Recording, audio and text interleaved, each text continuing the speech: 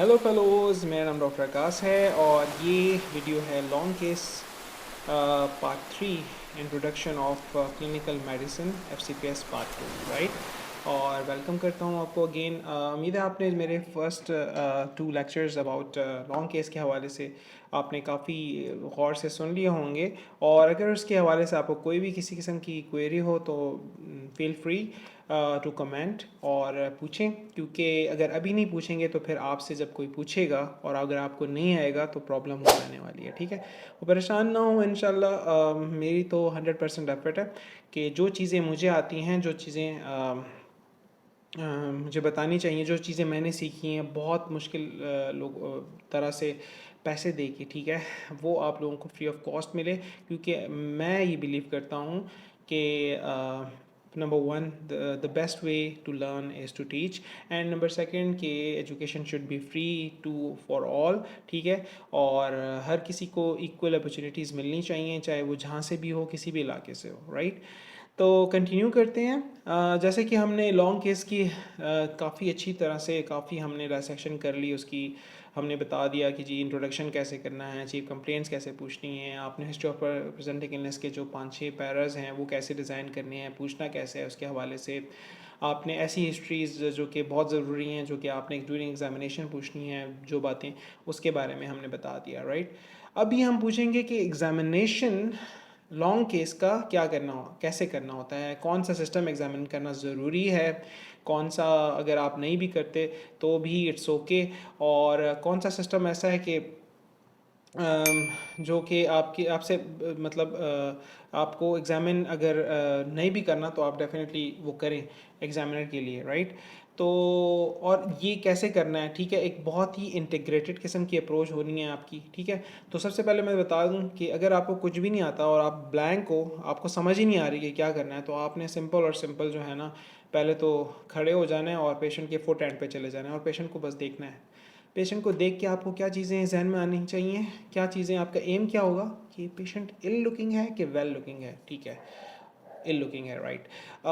इल looking है तो patient की क्या चीज़ें एबनॉर्मल हैं, तो आपके जहन में खुद ही चीज़ें खुलती रहेंगी आहिस्ता आहिस्ता। स्किन के प्रॉब्लम्स हैं, उसकी ब्रेथलेसनेस है, उसकी रिस्पायरेटरी डिस्ट्रेस में पेशेंट एंक्शियस है, एल्डरली है, उसकी हाइजीन, काफ़ी सारी चीज़ें।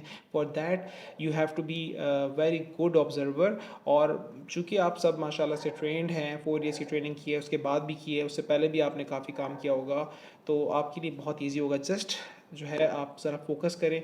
और अगर आपको कुछ नहीं आता फिर भी आप करें। उसकी वजह ये है कि एग्जामिनर कहता है कि यार इसने पहले से इंस्पेक्शन की है, बड़ा जो है ना, बड़ा प्रोफेशनल तरीके से ये बंदा एग्जामिन कर रहा है। ठीक है, तो आपने फुट एंड पे जाके खड़ा हो जाना है और वहाँ पे आपने ये सोचना है, एक तो देख रहे होंगे, दूसरा सोचना है कि भाई केस में ये चीज़ें थी, हिस्ट्री ऑफ प्रेजेंटिंग इलनेस में ये सिस्टम्स इन्वॉल्वमेंट थी, तो भाई मैंने ये एग्जामिनेशन करनी है, तो उसके बारे में भी आपको थोड़ा सा हिंट हो जाएगा। आप हेड टू टो उसको ज़रा क्लियरली देखें कि यार क्या क्या आपको मिल रहा है। आपको नर्वस सिस्टम का कोई डिसऑर्डर मिल रहा है, आपको उसके फेशियल स्पॉट डायग्नोसिस मिल रही है, एसएलई वगैरह का कुछ मिल रहा है, उसको उसकी जो फिनोटाइप है उसमें कुशिंग सिंड्रोम मिल रहा है, या बहुत ज़्यादा एमिसिएटेड है, मेलिग्नेंसी की तरफ इशारा है, उसकी जो है ब्रीथिंग कैसे हो रही है, एब्डोमिनल थोरेसिक है, थोरेको एब्डोमिनल है, उसकी जो हैंड आर्म स्पैन है वो कैसे हैं, मार्फन सिंड्रोम तो नहीं है।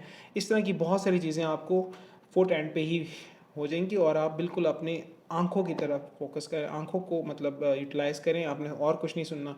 और आपने जब एग्जामिनेशन कर रहे हो तो कभी कभी ऐसा होता है कि एक एग्जामिनर उठ के आपके सर पे खड़ा हो जाता है और वो बोलता है कि जी, और आपको बड़ा अजीब सा लग रहा होता है क्योंकि एक बंदा है, डिस्टर्ब हो रहा होता है इंसान। लेकिन आपने सोचना है उस वक्त, क्योंकि आपने पास करना है एग्ज़ाम, ठीक है, तो आपने कहना है कि यार इस दुनिया में आपके और पेशेंट के अलावा इस दुनिया में कोई भी नहीं है, चाहे जो भी हो रही हो, शोर आ रहा हो पीछे, कोई दूसरा कैंडिडेट तेज़ तेज़ बात कर रहा हो, या कोई दूसरा एग्जामिनर जो है फ़ोन पे बात कर रहा हो, आपको उसको जो है ना म्यूट कर देना उस चीज़ को। ठीक है, और आपने जो है आपने पेशेंट को इंस्पेक्शन करने हैं, इंस्पेक्शन कर ली, ठीक है, फुट एंड से काफ़ी चीज़ें मिल जाने वाली।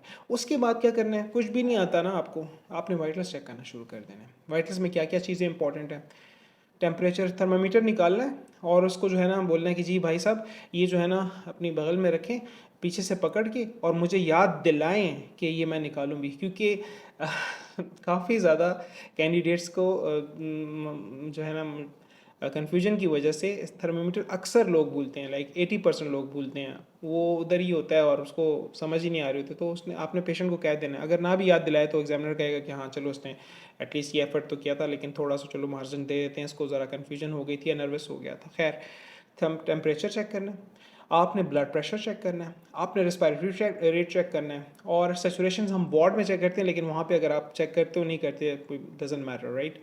तो ये वाइटलिटी बहुत इंपॉर्टेंट है, उसका मकसद ये, और ये हर एग्जामिनेशन में बहुत इंपॉर्टेंट, इवन अगर आप वार्ड में भी कर रहे हो, क्योंकि आपको इससे पता चलता है कि यार पेशेंट अगर वाइटली अनस्टेबल है तो आप फिर एग्जामिनेशन करने का फ़ायदा ही क्या, आप उसको मैनेजमेंट करोगे, ठीक है, उसको जो है डबल आईवी लाइंस लगाओगे, कोड ब्लू कर सकते हो। तो वाइटलिटी बहुत इंपॉर्टेंट है, ये आप चेक कर लें अगर आपको कुछ नहीं आता। इंस्पेक्शन आपने कर ली और आपने फिर उसकी वाइटल्स चेक कर लिए, उसके बाद जी आपने हाथों से शुरू करना है या सर से शुरू करना है, आपकी मर्ज़ी है।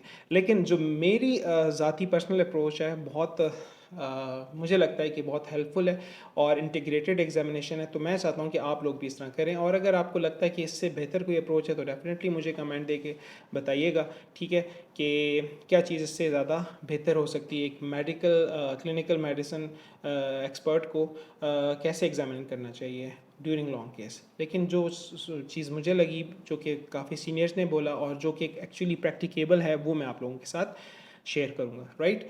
हाथ से शुरू कर लें आप।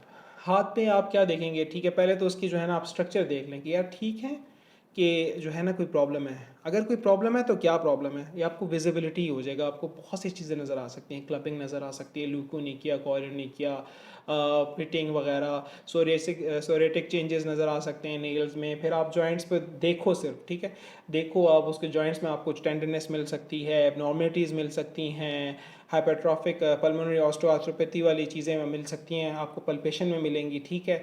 आपने जब पहले देख लेना उस ऑर्गन को, उसके बाद आपने क्या करना है कि आपने उसको बोलना है कि उसके जो फंक्शनैलिटी उसके बारे में बोलना है। तो आपने उसको बोल देना कि अपने हाथ जो है बिल्कुल इस तरह करें तो आपको ट्रेमर्स नज़र आएंगे, और उसके बाद आपने जो है उसको बोलना है कि इस तरह रेस कर लें ताकि आपको जो है ना फ्लैप वगैरह का अंदाज़ा हो जाए। तो ये तो बेसिकली जर्नल में ही आता है, लेकिन डिजीज़ के साथ भी एसोसिएटेड है। इसके अलावा अगर रूमेटोलॉजिकल एग्जामिनेशन है तो फिर आपने उसको जो है प्रेयर साइन करके, रिवर्स साइन करके, ठीक है, वो बता देना है।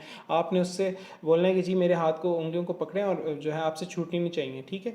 तो आपने उसकी पावर भी आप आराम से चेक कर सकते हैं, राइट। और इस तरह की बहुत सारी चीज़, अगेन ये सारी जितनी भी एग्जामिनेशन है टेलर्ड होनी चाहिए आपके जो आपने केस उठाया था, जो आपका जो हिस्ट्री ऑफ प्रेजेंटिंग इलनेस थी और जो आपने डिजीज़ पिक की थी, राइट। और अगेन ये चीज़ मैं केस टू केस लेके चलूँगा तो आपके लिए बहुत ईजी हो जाएगा।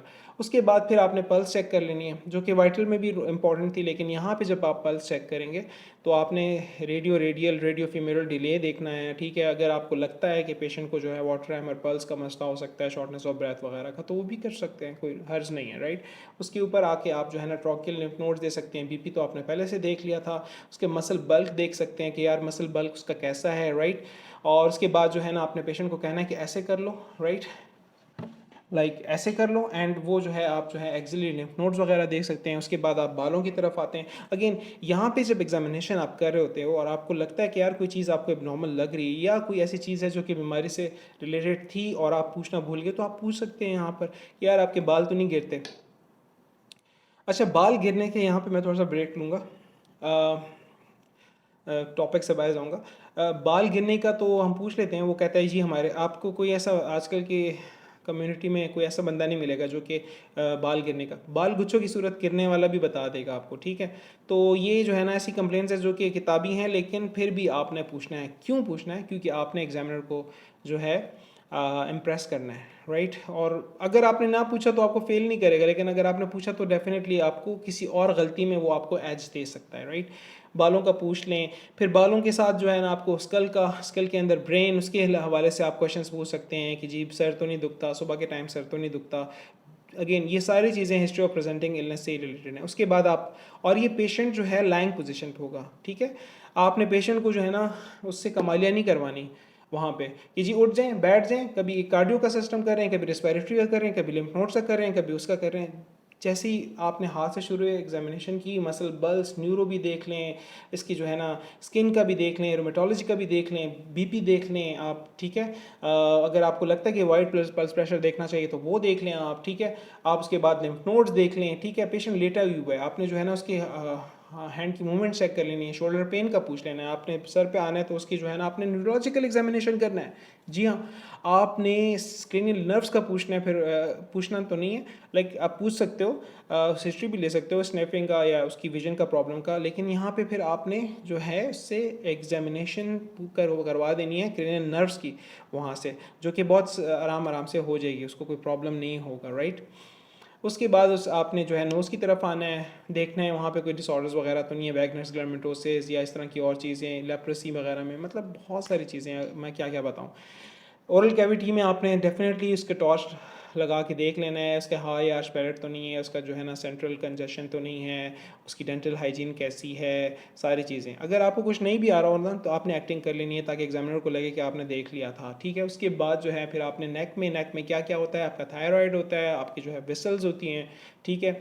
तो आपने वहाँ पे जो है ना, और लिम्फ नोड्स होती हैं, तो आपने थायराइड वगैरह को थोड़ा सा देख लेना कि यार वो बल्ज वगैरह तो नहीं है, या उसके रिलेटेड आप हिस्ट्री ले सकते हो कि वज़न कम तो नहीं हुआ था, वज़न ज़्यादा तो नहीं होता, सर्दी में गर्मी या गर्मी में सर्दी तो नहीं लगती है, और इस तरह के और सवाल जो आप कर सकते हैं, जो कि मैंने आपको बोला था कि आप हिस्ट्री में जो चीज़ें आप भूल रहे हैं वो आप एग्जामिनेशन भी कर लें, राइट। और उसके बाद आप जो हैं फिर उसके बाद आएंगे, यहाँ पे हर्ट पड़ा होता है, ठीक है। आपने हर्ट का जो है ना वो अगर क्वेश्चन आपको भूल गया वो आप पूछ सकते हैं, नहीं हुआ तो फिर आपने जो है ना एपेक्स बीट पल्पेट करके आपने जो है ना काउंट करके उसकी हार्ट ऑस्कल्टेशन कर लेनी है। अगर आपको लगता है कि यार पेशेंट मैलिग्नेंसी है तो आप सेंट्रल एक्सटर्नल टेंडरनेस चेक कर सकते हैं, आप जो है रेस्पिरेटरी उसकी मूवमेंट्स चेक कर सकते हैं उसकी, कि रेस्पिरेटिव लंग डिजीज़ तो नहीं है। और यहाँ पर जो मिडल लोब है वो बहुत ज़रूरी है क्योंकि वो इंटीरियरली ऑस्कल्टेट होती है, आप चेस्ट की ऑस्कल्टेशन भी कर सकते हैं। अगेन आपने हर चीज़ करनी है, इंस्पेक्शन है, पल्पेशन है, परकशन है, ऑस्कल्टेशन है, और दो सिस्टम्स जो भी इंटीरियर साइड से आपको मिल रहे हैं वो आपने कर लेने हैं। उसके बाद आपने अपनी एक आराम से फ्लो की फॉर्म में जो है एब्डोमेन पे आ जाना है, और फिर आपने एब्डोमेन की जो है इंस्पेक्शन करनी है, पल्पेशन करनी है, परकशन करनी है, और ऑस्कल्टेशन करनी है। परकशन में आपको डेफिनेटली जो बड़े बड़े विस्ट्राज हैं, जो कि लिवर है, स्प्लीन है, वो आपने देखनी है पेशेंट की। इसके अलावा आप किडनीज को देख सकते हैं, साइटिस को देख सकते हैं, और जो चीज़ें आपको लगती हैं जो रेलेवेंट है अकॉर्डिंग टू योर हिस्ट्री वो आप चेक कर लें। फिर आप नीचे आएँ, आपने अगर गायने की या जो है सेक्सुअल हिस्ट्री नहीं पूछी तो ऑर्गन्स की हिस्ट्री वो पूछ सकते हैं आप। एग्जामिन ना ही करें सेक्सुअल ऑर्गन्स तो ज़्यादा बेहतर होगा, लेकिन अगर आपको बहुत लगता है कि जी भाई ये स्टिग्मेटा ऑफ CLD में मैंने उसके टेस्टिकुलर एट्रोफी देखनी है तो आप एग्जामिनर को बोल सकते हैं, लेकिन आई डोंट कंसिडर कि एग्जामिनेशन में ये सब करेंगे तो ज़्यादा अच्छा रिकॉर्ड किया जाएगा। हाँ, सर्जरी का अगर एग्जामिनेशन होता तो उसमें डेफिनेटली ये चीज़ें इंपॉर्टेंस रखती हैं।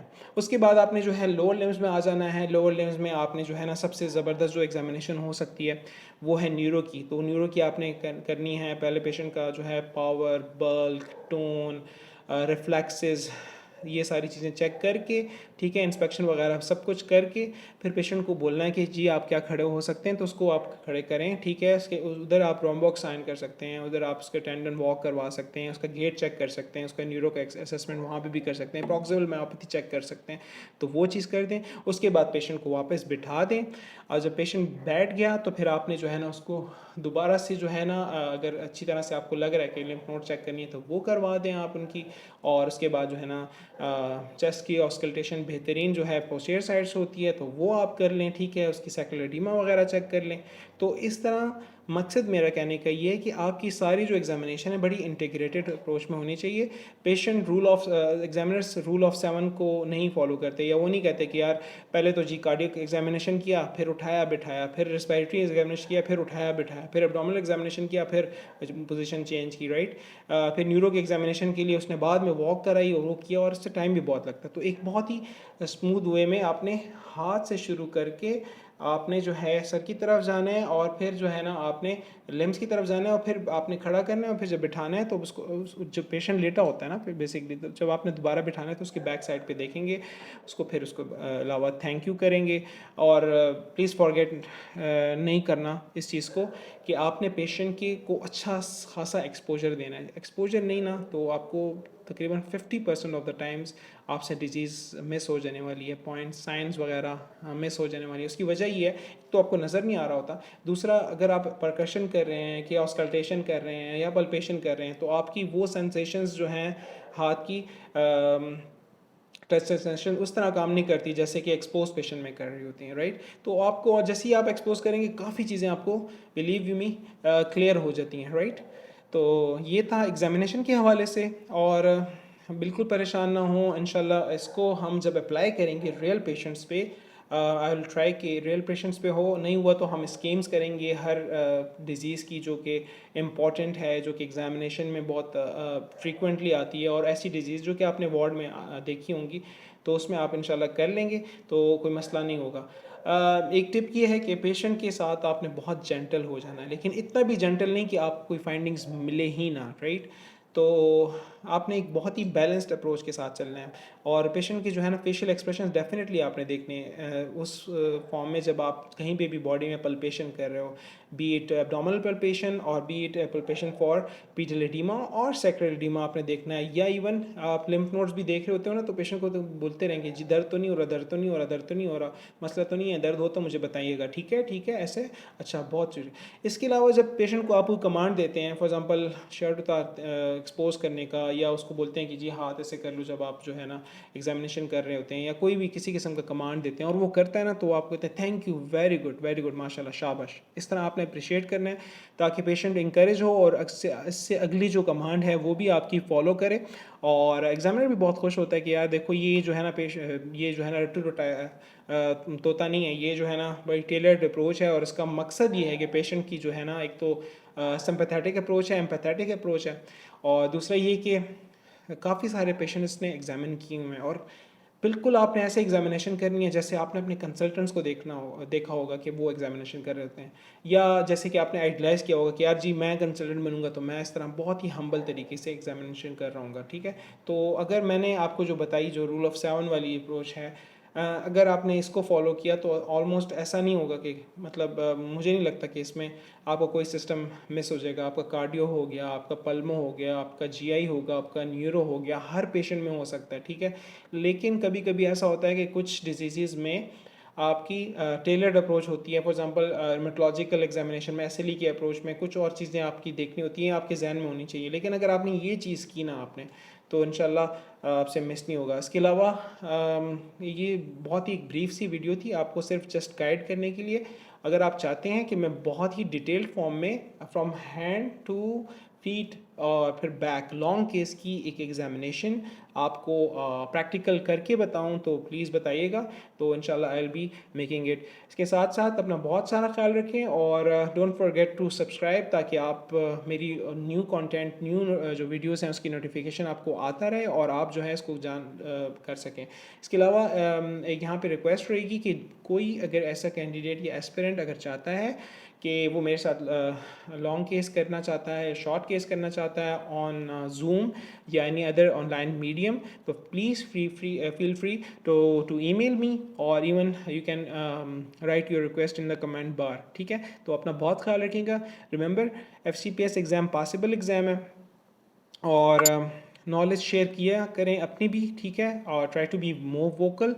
और अगर इस तरह की और कंटेंट आपको जो है चाहिए तो प्लीज़ मुझे बताइएगा। आप मुझे व्हाट्सएप भी कर सकते हैं, ठीक है। Thank you.